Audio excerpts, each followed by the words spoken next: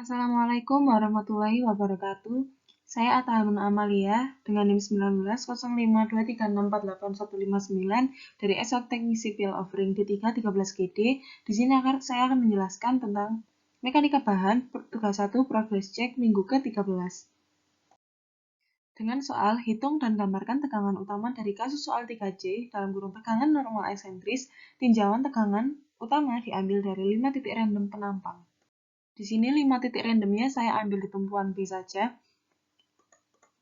Yang pertama terletak di pojok sini, kemudian 2-nya di tengah sini, 3 di sini, 4 di pojok sini, dan 5-nya di pojok kanan sini. Mencari tegangan utamanya, yang pertama di titik 1 dapat kita lihat di sana terdapat tegangan eksentris horizontal sebesar 1,3465 Newton per mm kuadrat tarik. Sehingga kita gambarkan di sini sigma X tarik sebesar 1,3465 Newton per mm kuadrat. Kemudian di sini terdapat tegangan eksentris vertikal sebesar 0,0285 Newton per mm kuadrat tarik juga. Kemudian kita lihat di sini tidak ada tegangan gesernya. Kemudian untuk titik 2 kita lihat di sini terdapat tegangan eksentris horizontal sebesar 1,2075 Newton per mm kuadrat. Karena masih tarik juga, kita gambarkan tarik di sini. Kemudian untuk vertikalnya tidak ada karena di tengah sini. Untuk gesernya sebesar 0,3539 Newton per mm kuadrat positif sehingga dia melawan arah jarum jam. Kemudian ada di sini untuk mengenolkan gaya gesernya. Kemudian untuk titik 3 di sini kita lihat di sini ada tegangan eksentris horizontal sangat kecil yaitu sebesar 0,04358 Newton per mm kuadrat. Karena dia di sini sudah tekan, di sini kita gambarkan tekan. Kemudian ada tegangan gesernya sebesar 0,4042 Newton per mm kuadrat. Karena dia positif, maka melawan arah jarum jam. Kemudian untuk titik 4 di sini kita lihat posisinya di sini sehingga di sini terdapat tegangan eksentris horizontal sebesar 1,2947 Newton per mm kuadrat. Di sini tekan. Kemudian untuk sigma Y-nya di sini ada tarik sebesar 0,0285 Newton per mm kuadrat. Untuk tegangan gesernya di situ ada sama dengan tegangan yang ini karena posisinya sama, bentuknya simetris sebesar 0,3539 Newton per mm kuadrat. Positif juga jadi melawan arah jarum jam. Kemudian untuk yang titik 5 kita lihat di sini sigma X-nya 1,4337 Newton per mm kuadrat tekan. Dan di sini yang Y-nya juga tekan sebesar 0,0285 Newton per mm kuadrat. Di sini tidak ada tegangan gesernya. Yang pertama di sini kita akan mencari tegangan normal maksimum dari titik 1. Di sini kita yang pertama cari sudutnya dulu dengan rumus yang ada ini. Kita dapatkan di sini theta sama dengan 0 derajat. Sehingga elemen ini tidak perlu diputar untuk mencapai tegangan normal maksimum. Di sini kita peroleh tegangan normal maksimum X1 sama dengan 1,3465 karena di sini dia positif. Maka kita gambarkan dia tarik. Sigma X1 sama dengan tarik. Kemudian yang kedua, sigma Y1, di sini kita peroleh juga positif. Karena positif, kita gambarkan dia tarik juga sebesar 0,0285 Newton per mm kuadrat. Kemudian di sini saat saya hitung, di sini kita dapatkan tau X1Y1 sama dengan 0. Di sini apabila 0 saat kita mencari tegangan normal maksimum, maka dapat dikatakan hitungan kita sudah benar. Kemudian di sini adalah tegangan geser maksimum pada titik 1. Untuk mencapai tegangan geser maksimum, maka kita memerlukan perputaran elemen sebesar 45 derajat karena positif, maka melawan arah jarum jam. Jadi ke sini, kemudian kita peroleh sigma X1 dan Y1 sama, yaitu 0,688 Newton per mm kuadrat. Karena positif, maka kita gambarkan sigma Y1 dan X1 tarik. Kemudian kita dapatkan di sini tegangan geser maksimumnya sebesar negatif 0,659 Newton per mm kuadrat. Karena dia negatif, maka di sini perputarannya searah dengan jarum jam. Ini searah dengan jarum jam. Berikut adalah perbandingan perputaran elemen saat mencapai tegangan normal maksimum dan geser maksimum. Di sini untuk mencapai normal maksimum, kita tidak perlu memutar elemennya. Jika kita ingin mencapai tegangan geser maksimumnya, kita perlu memutar sebesar 45 derajat. Kita dapatkan maksimumnya ini. Kita lihat di sini, bisa kita lihat di sini bahwa selisihnya adalah 45 derajat untuk mencapai normal maksimum dan geser maksimum. Sudah benar. Kemudian kita akan mencari tegangan normal maksimum pada titik 2. Di sini yang pertama, seperti biasa kita cari sudutnya dulu. Kita temukan θ sama dengan 15,19 derajat. Karena dia positif, maka dia melawan arah jarum jam berputarnya ke arah sana. Kemudian kita peroleh sigma X1 sama dengan 1,304 Newton per mm². Karena dia positif, maka kita tulis X1 tarik seperti ini. Kemudian sigma Y1 kita peroleh negatif 0,096 Newton per mm². Karena negatif, maka kita gambarkan sigma Y1 tekan. Arahnya tekan. Kemudian di sini dapat kita ketahui saat mencari tegangan normal maksimum, maka tegangan gesernya sama dengan 0. Selanjutnya kita akan mencari tegangan geser maksimum pada titik 2. Kita peroleh sudut yang digunakan untuk mencapai tegangan geser maksimum negatif 29,8 derajat. Karena dia negatif, maka dia memutarnya searah dengan jarum jam. Jadi ke arah sini. Kemudian kita peroleh sigma X1 dan sigma Y1 sama seperti biasa, yaitu 0,604 Newton per mm². Karena positif, maka dia kita gambarkan tarik ke arah sana. Sigma X1 dan Y1 sama.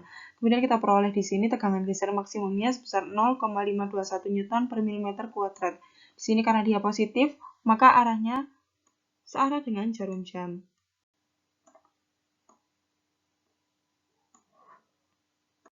Berikut perbandingan perputaran elemen saat mencapai tegangan normal maksimum dan perputaran elemen saat mencapai tegangan geser maksimum.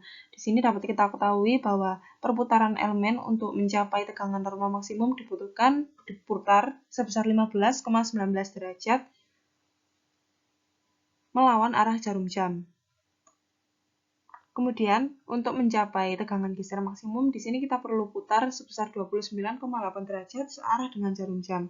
Di sini untuk mengoreksi hitungan kita apakah benar atau tidak, dapat kita lihat di sini perbandingannya, selisihnya dari sudut 15,19 derajat dikurangi dengan sudut negatif 29,8 derajat akan diperoleh 45 derajat. Hitungan kita sudah benar.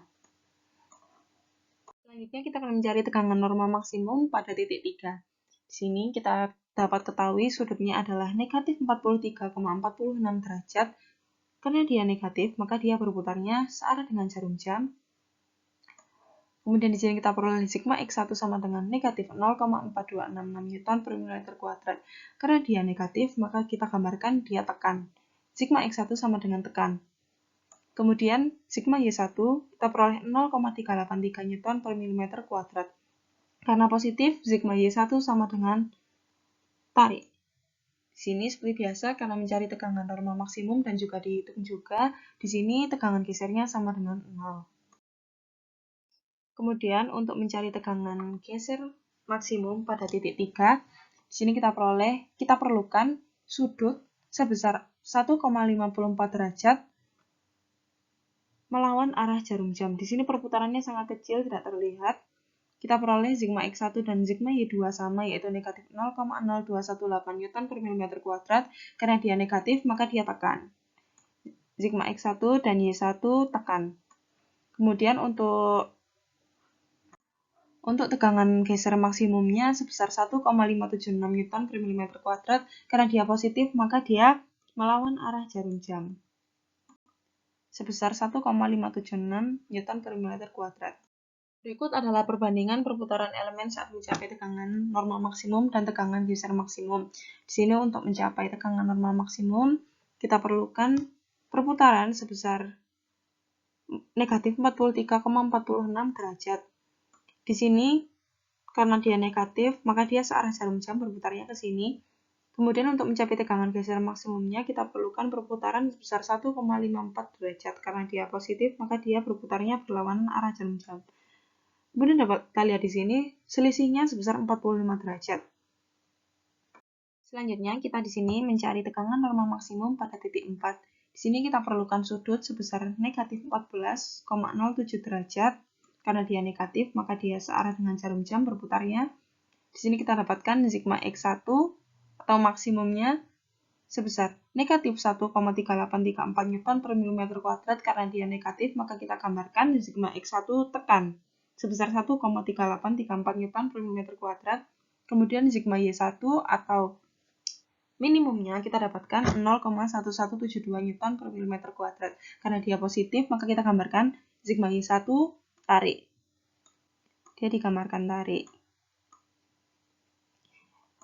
Untuk tegangan gesernya sama dengan 0 karena kita sedang mencari tegangan normal maksimum. Kemudian di sini kita akan mencari tegangan geser maksimum pada titik 4. Di sini kita butuhkan sudut untuk memutarnya, θ sama dengan 30,93 derajat. Karena dia positif, maka berlawanan dengan arah jarum jam berputarnya. Kemudian kita peroleh sigma X1 dan sigma Y1 sama, yaitu sama dengan negatif 0,6331 Newton per mm kuadrat. Karena dia negatif, maka di sini kita gambarkan dia tekan. Sigma Y1 dan sigma X1 sama-sama tekan. Karena nilainya sama saat kita menghitung tegangan geser maksimum. Kemudian kita dapatkan di sini tegangan geser maksimumnya sebesar 0,7499 Newton per mm kuadrat. Karena dia positif, maka di sini melawan arah jarum jam.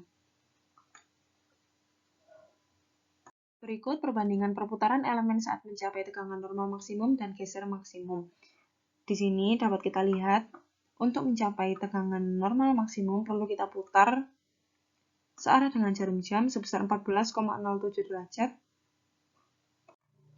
Kemudian untuk mencapai tegangan geser maksimum perlu kita putar dengan melawan arah jarum jam sebesar 30,93 derajat. Ini selisih kedua derajatnya adalah 45 derajat sehingga dapat kita tuliskan di sini bahwa hitungan kita sudah benar.